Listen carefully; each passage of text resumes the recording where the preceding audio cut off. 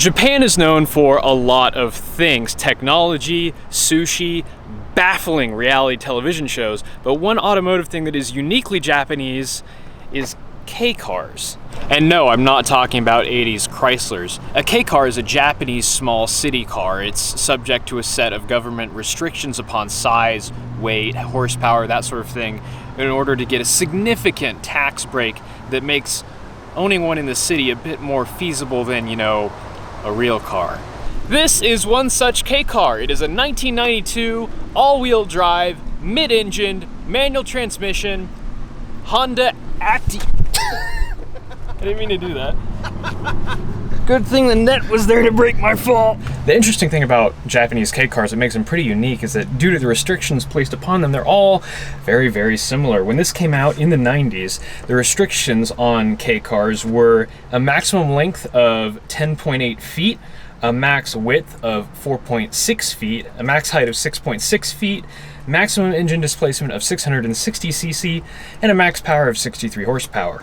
Like many other K-cars, the Honda Acty bumps right into all of these restrictions. These are essentially cars built in a box to fill as much of that box as possible. This has a Honda real-time four-wheel drive system, a 3-cylinder 660cc carbureted engine producing 39 horsepower and 41 foot-pounds of torque, a 5-speed manual, and a surprisingly spacious cabin.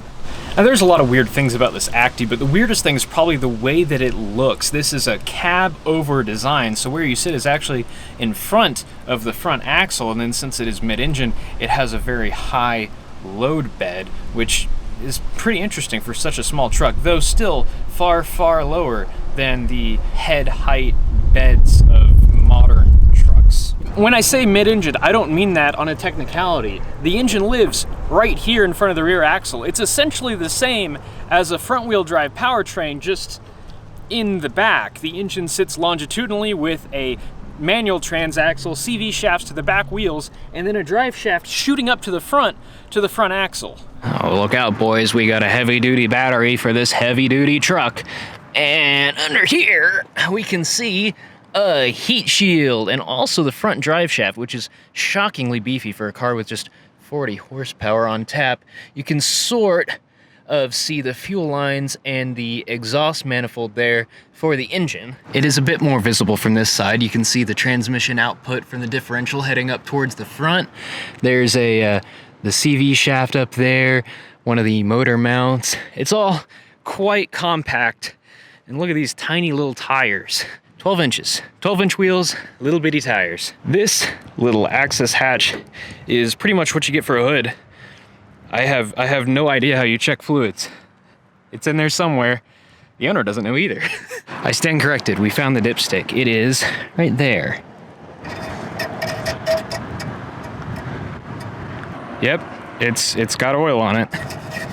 And then just to the left of the battery here, we have our coolant reservoir, which is on max, which is nice, and then a spare tire lives just in front of that. Very, very, very compact, but very clever packaging. As far as practicality goes, there's not really a whole lot more you can ask for. This bed is actually enormous compared to the size of this vehicle overall, and making things even better, all of these bed sides will fold down to create just a completely uninterrupted loading bay for whatever oversized thing you feel like shoving on here. But you could put like 2.5 motorcycles back here, or like an ATV even. Imagine this thing carrying an ATV. It'd be about the same size as the freaking truck itself. Apparently the bed comes down really, really quick, so okay, yep, tailgate. Can't sit on it. Potential downside. Oh, now you've got wheel spats. That is great. That's fantastic. The interior is sparse but adequate. You have tons of room in here. Winder windows, of course. 3 glorious pedals that are at a very odd, almost horizontal inclination, which is kind of strange. You have to kind of step down on them. Steering column, nothing special. Turn signal, hazards, horn, wipers. No tachometer, just the basics. You do get this sort of indication of where each gear ends, which is kind of cute. As far as controls on the dash, you have the light in the bed. You've got your fan speed, recirc, whether you want regular air or hot. Yep, you can control where it goes. AM stereo, which is nice that it's analog because it means that you can pick up US frequencies. The digital ones only pick up frequencies in Japan. Their radio stations are offset from ours, so if you have a digital head unit from Japan, it won't play anything. At least this way you can get a Republican talk radio. Oh, it's by Clarion. That's neat. And of course, you've got your smoker's pack. Yep. Ruin your lungs.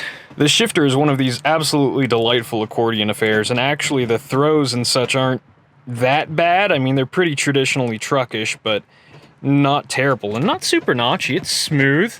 I can get on board with that. That's all right. And they got a handbrake. Absolutely no storage back here. There is no room behind the seats. You're not fitting a subwoofer or anything in there. On the passenger side, you get a storage.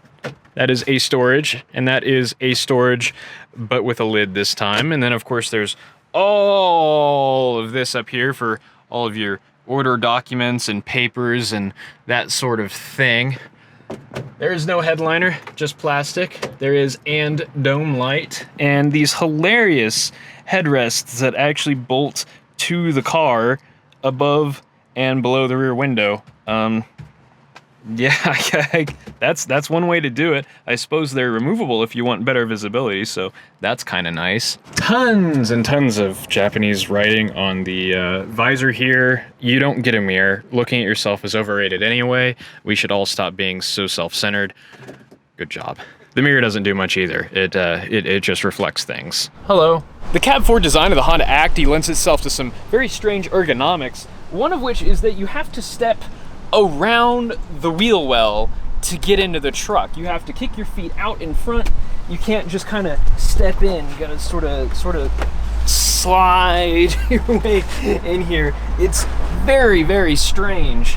There's also the fact that you're sitting right in front of what the car turns around. So as you turn, it feels like you're kind of moving more than you should. It's very difficult to describe, but if you've ever stood in the front of like a bus or driven a bus, you kind of know what it's like.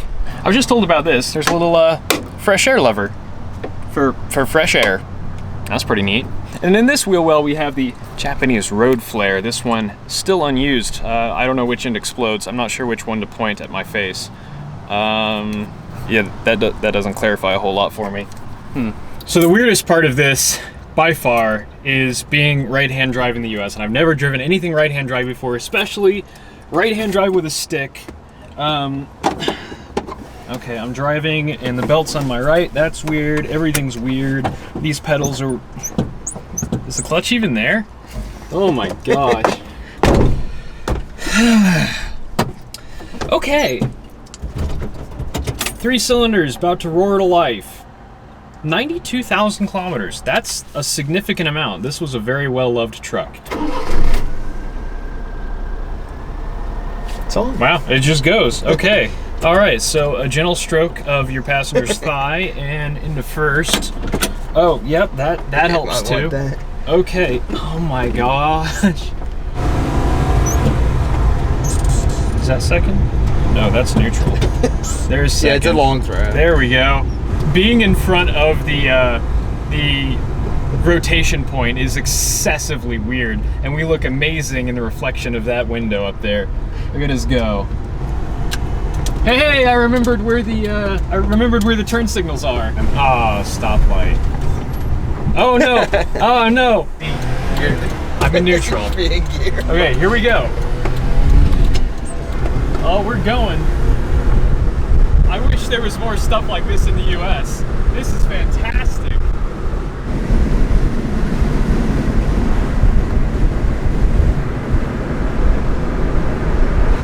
This steering is really, really vague. I mean, I'm not expecting a sports car here, but it's genuinely a little difficult to tell what the front end of the truck is doing. It is, not fast. I actually didn't look up what this weighs, but I assume it's something under 2,000 pounds. And yes, I'm having a very hard time putting myself in the right side of the lane, but having a bunch of motorcycle experience makes that a bit easier because I'm used to not always being in the left part of the lane. So if I pretend I'm in a bike, it's not that bad. this has already switched my brain to be like, hey, this is something unfamiliar. Don't revert to your old habits. So it's manageable. And I still don't really know how fast I'm going. I know 100 is 60. That's really my only frame of reference for kilometers to miles. For how light this is and the fact that it's designed to carry cargo, I really expected it to ride a lot rougher than it does. But this is downright, like, not even tolerable, almost comfortable. And it's kind of joyously, you know, it's sort of the same feeling you get as a Miata, just an inherently joyous feeling from something this lightweight, this pure, and this basic. The Miata is a basic pure sports car. This is a basic pure utility vehicle and nothing else.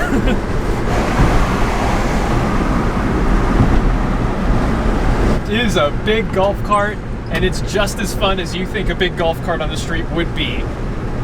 Top speed is 65 with the all-wheel drive. That is terrifying. 70 with the rear-wheel drive model. If I remember correctly, this engine is an ancestor to the 3-cylinder 1-liter that's in my Honda, my first generation Honda Insight, which is just kind of, you know, bigger. Same architecture. 3-cylinder, little K-car engine.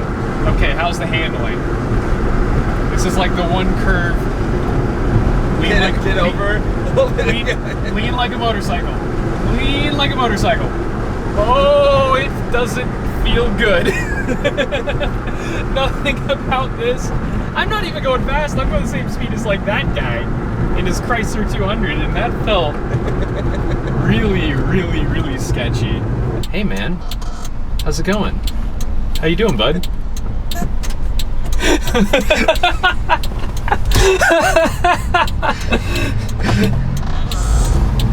That's the closest I'd ever want to be to a Chrysler 200.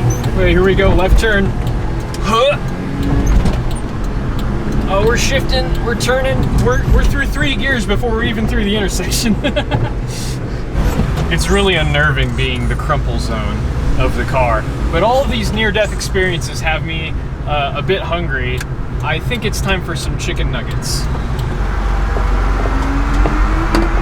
Hi, thank you for choosing Wendy's. What can I help you with today? Could I get just a 4-piece nuggets, please?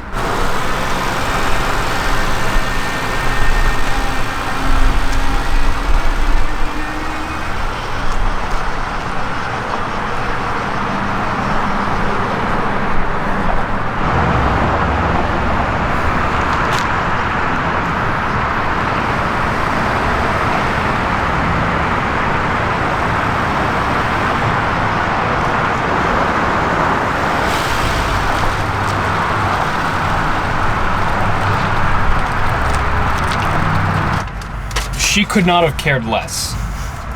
I've never seen someone so unimpressed in their life, but this is downtown Wichita, so who knows, maybe that's normal.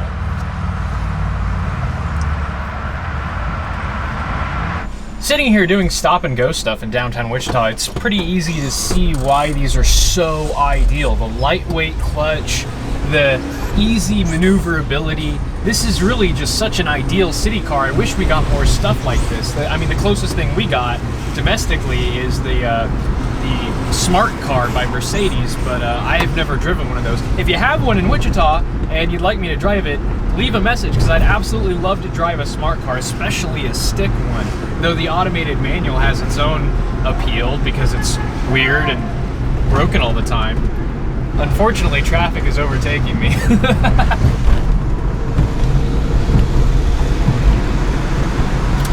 That is a big bus. Hi. Like, a motorcycle in traffic is small. This is small in a very different way.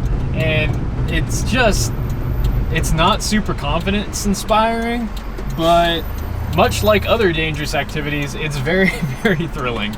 Let's see if I can not hit this guy, because I'm pretty sure if you hit a pedestrian in this, you die, and the pedestrian is fine.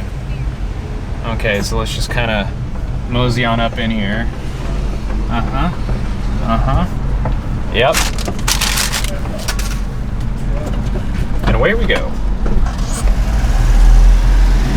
Even with no power steering, this is just an absolute walk in the park.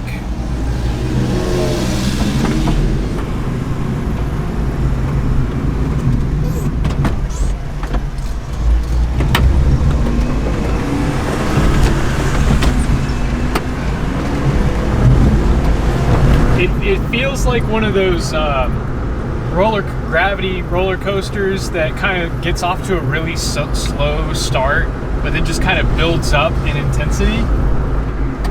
Oh boy.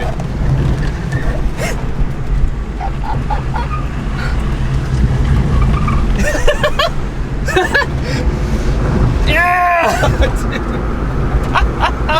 Oh man. Went around a mild bend and we didn't die completely. Just a little bit.